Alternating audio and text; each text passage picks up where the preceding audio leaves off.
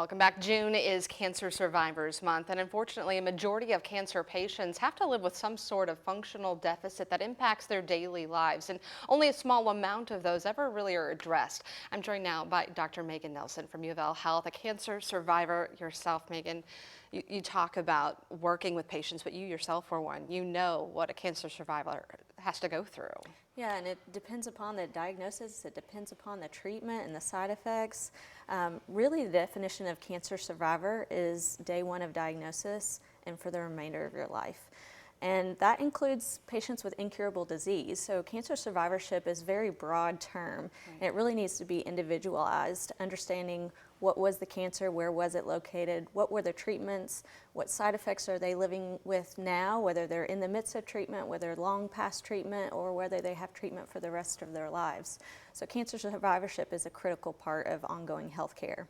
And when we think about just that cancer journey, it does not stop when you get that clear scan. No. There's so much involved. Yes, and sometimes you can look at a patient and not see any side effects. Right. But if you dig deeper and understand the day-to-day of what they're going through, they may have long-term side effects that linger for years and years and years. There may be late effects that don't pop up for years and years. So it's really helpful when loved ones or friends or colleagues check in with the cancer survivor. Right, because we've seen, you and I have done a bunch of stories where there's amputations involved, there's infections.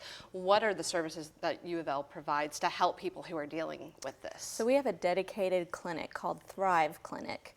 So it is for patients who may be past treatment, but we've expanded it to include patients even with metastatic disease. So patients who've been treated at Brown Cancer Center have a lifeline to focus on quality of life issues. And as a rehab provider, I focus on physical function, cognitive function, maybe lymphedema, neuropathy, any part of their cancer story, and other medical comorbidities that are present as well, but focus on quality of life. All right, Dr. Megan Nelson from UofL Health, thank you so much for joining us. We know that this is a very vital part of that recovery process and that survivorship, as you mentioned. Thanks again for coming on here at 4 o'clock. Thanks.